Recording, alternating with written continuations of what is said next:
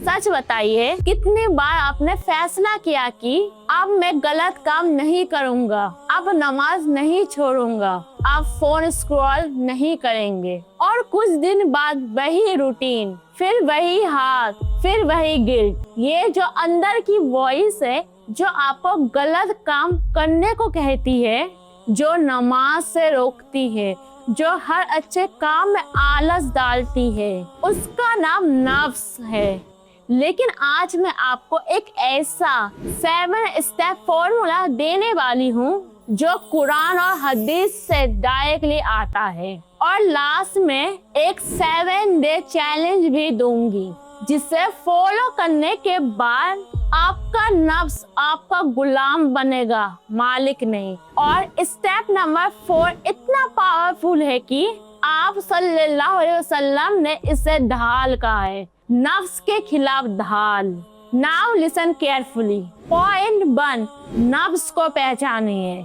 सबसे पहले समझिए, नफ्स आपका दुश्मन नहीं है। अगर दुश्मन होता तो अल्लाह ताला उसे आपके अंदर क्यों डालते। कुरान पाक में अल्लाह ताला फरमाते हैं, कसम है नफ्स की और उस जात की जिसने इसे ठीक तरीके से बनाया, फिर उसको उसकी बुराई और परहेजगारी का एहसास दिलाया। नफ्स एक टेस्ट है, दोनों रास्ते आपके अंदर ही है, बुराई भी तकवा भी। पॉइंट 2, अपनी ट्रिगर पहचानिए। आपका नफ्स किस वक्त सबसे ज्यादा पावरफुल होता है? जब नफ्स हावी हो, फौरन याद रखिए, ये आपका वीकनेस पॉइंट है, ये आपका स्ट्रगल का मैदान है।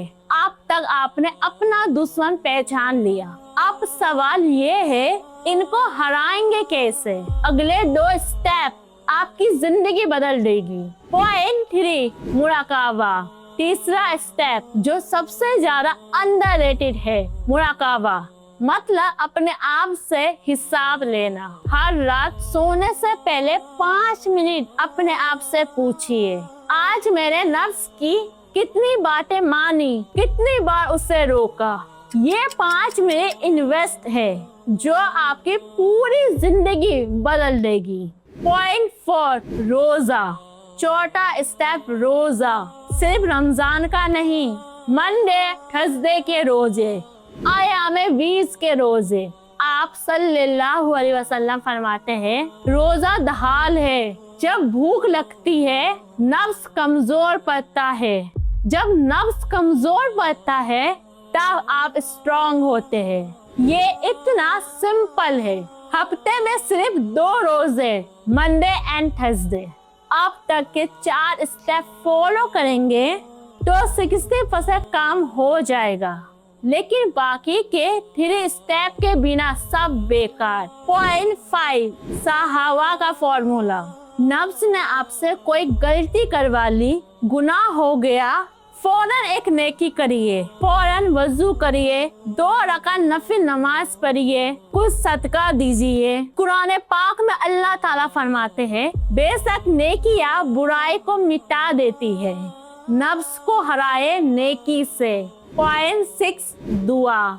लेकिन वो दुआ नहीं जो सिर्फ जुबान से निकलती है, दिल से नहीं। वो दुआ जो रुला दे। आप सल्लल्लाहु अलैहि वसल्लम ने फरमाया, जो अल्लाह ताला से मांगते हैं, अल्लाह ताला उसे जरूर देते हैं।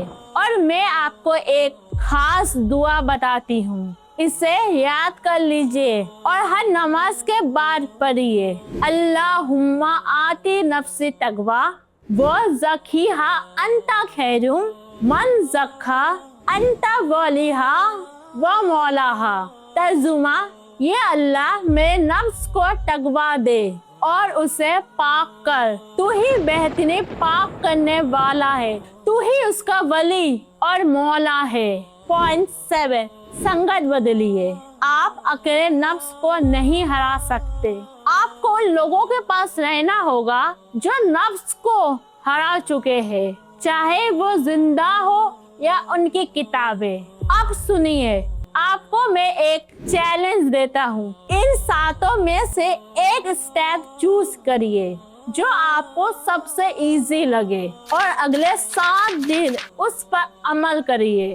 सिर्फ 7 दिन आप खुद फर्क महसूस करेंगे। अगर आपको ये वीडियो हेल्पफुल लगी है तो इस वीडियो को लाइक करिए और शेयर जरूर करिए और कमेंट में लिखिए आपका सबसे बड़ा स्ट्रगल क्या है, लेजीनेस, फोन एडिक्शन, गुस्सा या कुछ और। नीचे लिखिए, या अल्लाह मुझे अपने नफ्स पर काबू दे।